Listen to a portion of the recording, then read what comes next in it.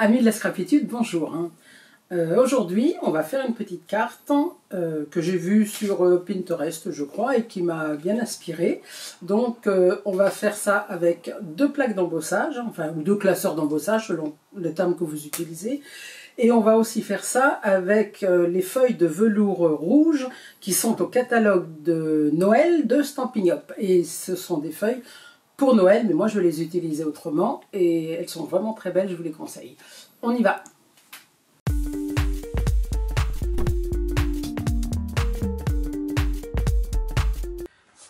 Alors, donc je vous disais, on va utiliser ce velours, ce n'est pas du papier, ce velours magnifique qui est au catalogue de Noël de Stampin' Up. Et franchement, alors moi je l'ai déjà utilisé pour entre autres envoyer des cartes à mes clientes avec le nouveau catalogue, mais c'est vraiment quelque chose de superbe. Voilà. Alors, oui, je vous le montre aussi là d'ailleurs, comme ça, voilà. Donc, on va faire une carte avec deux classeurs d'embossage. La base, on va la faire de 10 sur 15. En fait, je fais 10 sur 15 parce que c'est la taille d'un classeur d'embossage. Donc, je vais faire 15 sur 10. Comme ceci. Et pour le papier du dessus, en fait, je vais faire une découpe de façon à ce qu'on voit l'embossage derrière. Vous allez voir, vous allez comprendre. Je fais ça, je vais faire la découpe. Je vais aussi préparer la carte de base. Donc ça fait 10 sur 15. Donc la base fera 11 sur 16. Donc 11 sur 16, puisqu'il y aura le matage aussi. Donc 16 sur 11. Pourquoi je le fais tout de suite? C'est parce qu'en fait je veux l'embosser avec un des classeurs. Voilà. Là je vais couper aussi mon matage qui fera donc 11,5 sur 15,5. Je vais couper 15,5. Je coupe directement en deux parce que de toute façon j'en aurai l'usage comme ça. Donc 15,5 sur 10,5.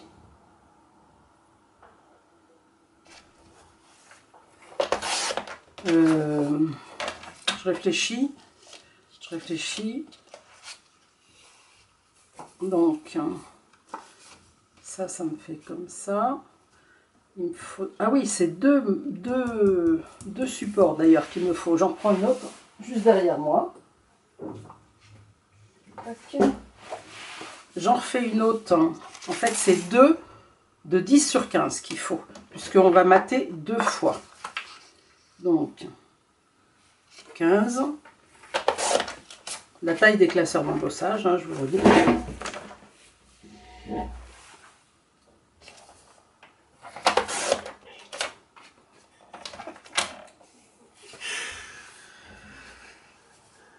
Donc c'est ça. Alors, ça j'en ai plus besoin pour l'instant. Ce que je vais faire, j'ai pris deux classeurs d'embossage. Là ce sont des poids. Donc ça je vais la mettre sur la carte du dessus. Et ça ce sont des arabesques. Je vais la mettre sur la carte du dessous. La carte du dessus, je vais d'abord couper avec le die.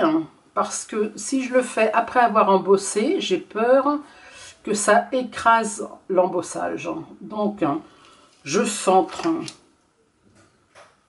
Alors, je le fais toujours à vue d'œil, comme ça. J'espère que c'est à peu près bon.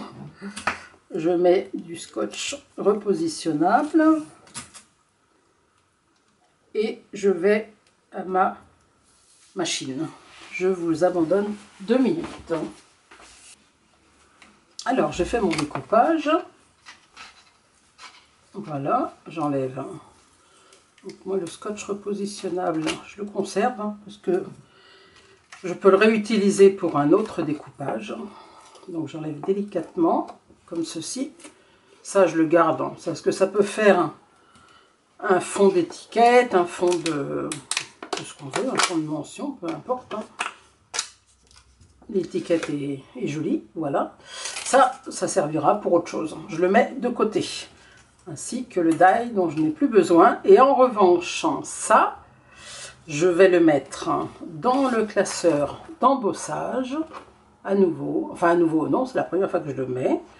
Je le positionne comme ceci et je vais à la machine pour le passer, pour l'embosser. Alors, j'ai embossé ma petite plaque, comme ceci. Je n'en ai plus besoin. Je vais embosser la seconde, hein, donc avec une autre plaque d'embossage. J'ai pris celle-ci, donc hein, avec des veloutes, voilà, c'est sympa. En fait, elle se verra un peu moins parce que je vais mettre des petits croisillons dessus.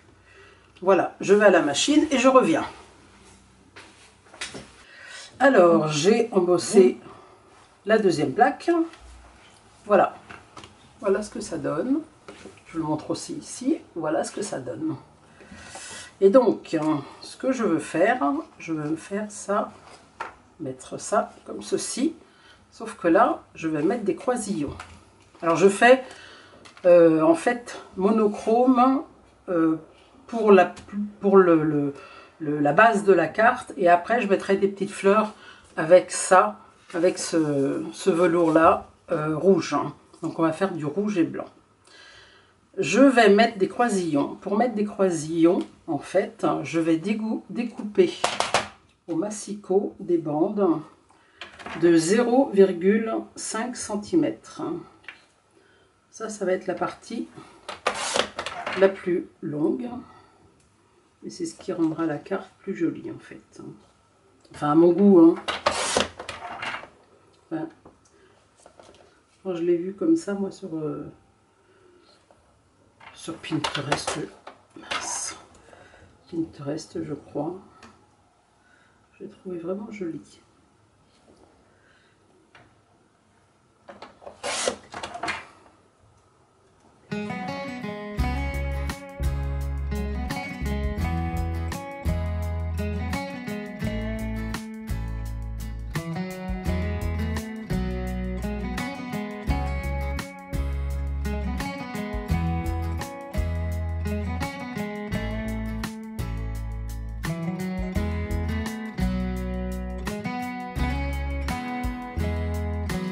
Alors, donc, j'ai fait mes petites bandes.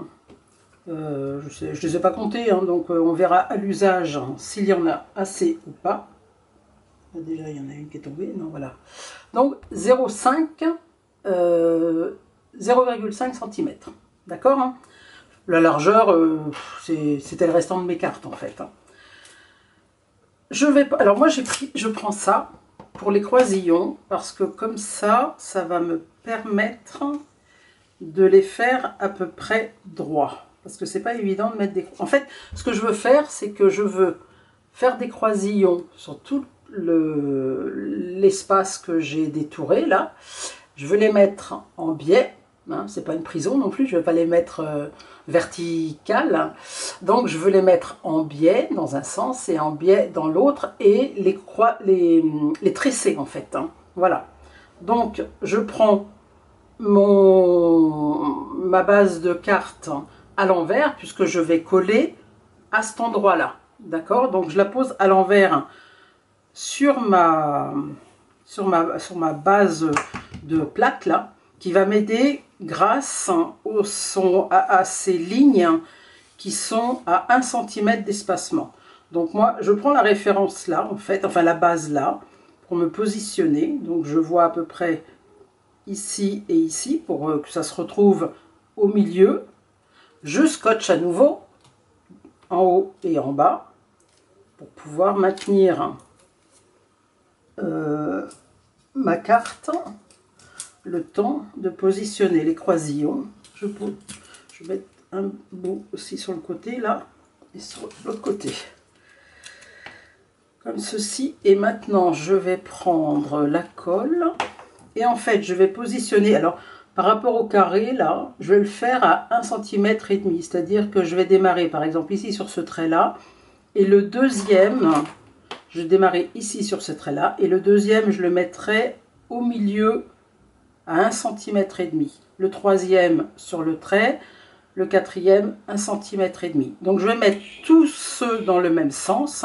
Et après, je mettrai dans l'autre sens en tressant. Voilà. Allez, on y va.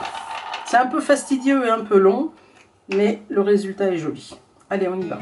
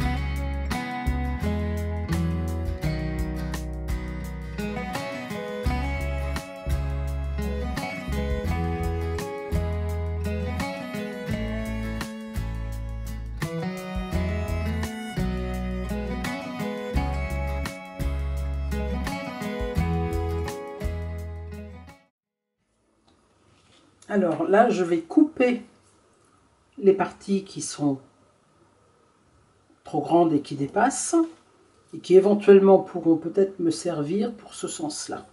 Donc là, je m'approche de l'endroit où j'ai mis la colle, et je coupe tout simplement.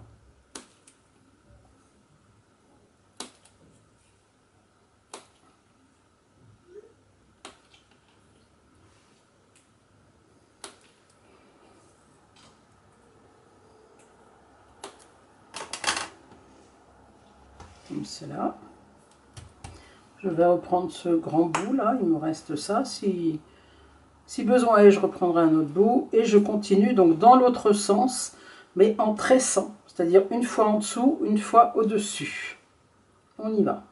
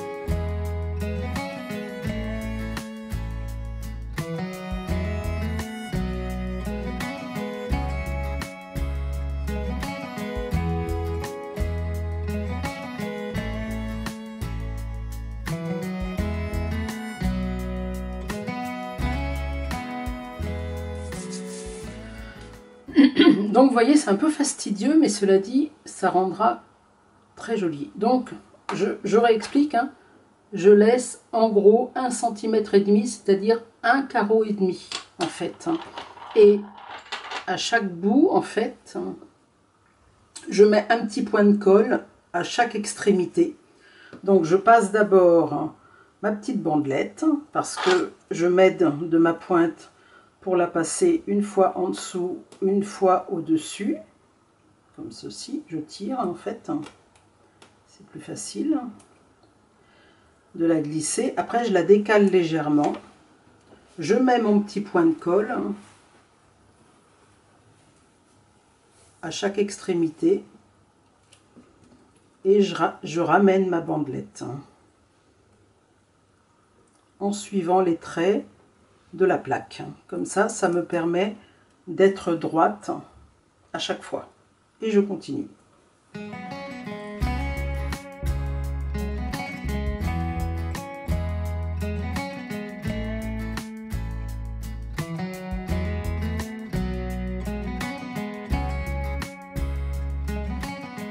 Là, je vais couper les bouts qui dépassent parce que je vais les récupérer peut-être pour finir la carte. Si voilà, j'essaye de ne pas les bouger pour ceux qui ne sont pas totalement collés. S'ils ne sont pas assez longs, ah bah celui-là il n'est pas collé d'ailleurs. Hein. Bon, je finis de couper. Vous avez vu aussi que éventuellement je déplaçais le scotch selon mon besoin. Le scotch repositionnable, je le changeais de place selon mon besoin. Ça, c'est pas collé d'un côté. Je n'ai pas mis assez de colle. Donc je le repositionne comme ceci. Voilà, et je coupe ce qui dépasse. C'est un long bout. Est-ce que ça va me suffire? Ça va faire un peu juste. Donc je vais recouper, disons 2 petites bandes de 0,5.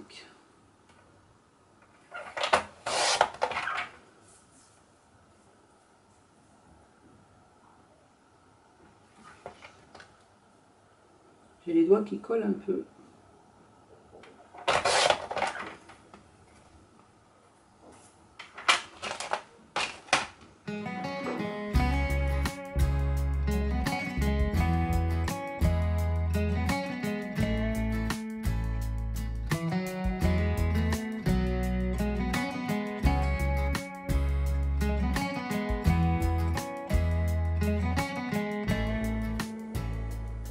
Bon, là je vais peut-être pas en mettre parce qu'en fait le 0,5, enfin le 1,5 cm tombe juste au niveau du die, hein, du die cut en fait, enfin de la découpe, donc du coup j'en mets pas d'autres. Hein. On va voir en retournant ce que ça va donner. Allez, on va découvrir ça ensemble. Ça je peux jeter. On va faire un petit peu de ménage. Ça j'enlève. Ça j'enlève. Allez, on fait un peu de ménage. Hop, dans la poubelle. Hein. Ça, je garde, ça peut... Voilà. Et on va...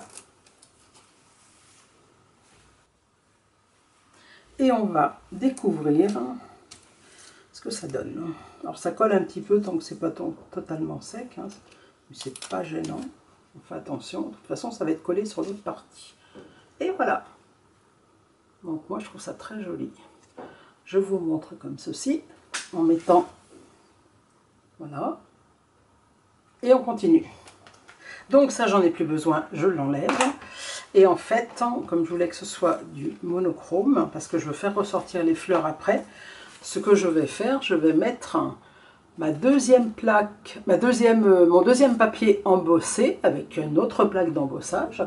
Je vais le mettre comme ceci. Voilà. Je colle.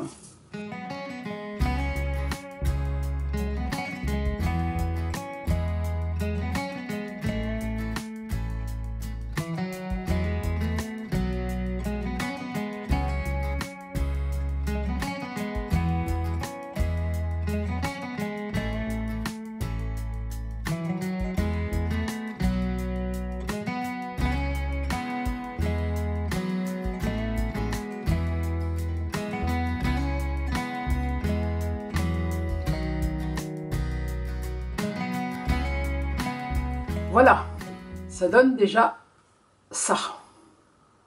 Mais c'est pas fini. Je vous montre. Voilà. Je continue et à chaque, enfin peut-être pas à chaque, mais aux intersections, en fait, des croisillons, je vais mettre des petites fleurs. Hein.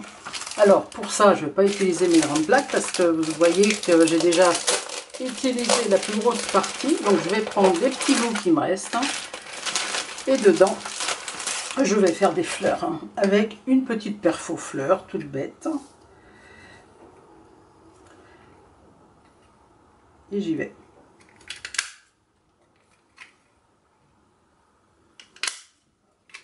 Donc j'utilise tous les petits bouts qui me permettent de faire une fleur. Hein. Vous savez ce que c'est, hein, on fait à l'économie. Hein.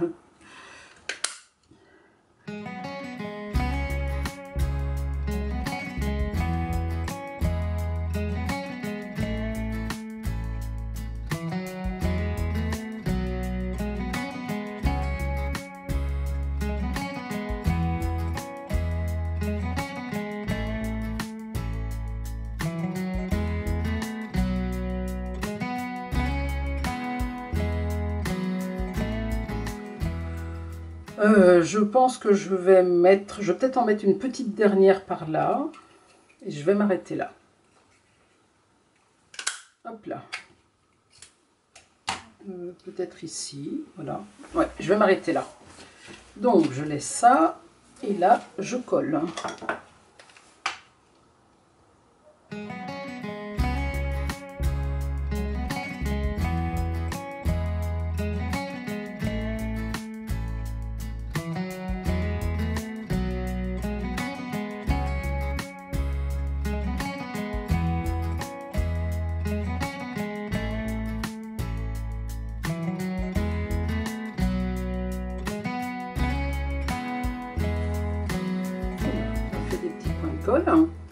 Que je vais enlever avec un sopalin.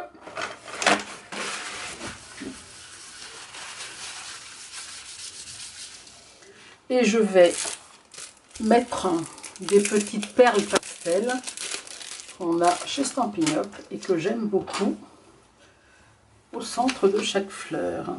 Et ma carte sera terminée. En dehors du fait que j'ai pas mis de sentiment, mais ça, vous savez que j'en mets pas toujours, hein, et que des fois j'attends de voir l'occasion. À la limite, cette carte, je trouve qu'on peut l'envoyer même sans sentiment, enfin sans mettre de sentiment. Quand on envoie une carte, en fait, c'est toujours avec des sentiments pour quelqu'un, hein, que ce soit de l'amitié, de l'amour, de la compassion, enfin peu importe.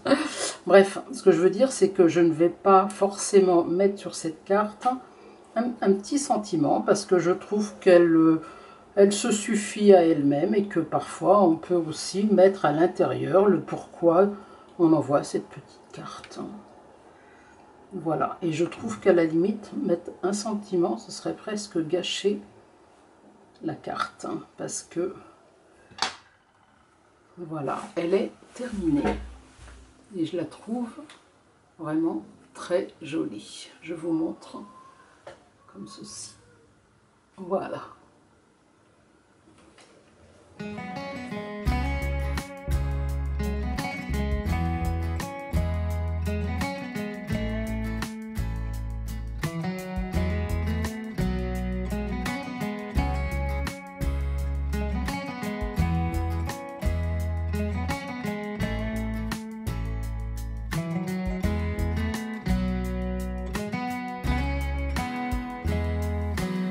Amis de la scrapitude, donc ma carte est terminée.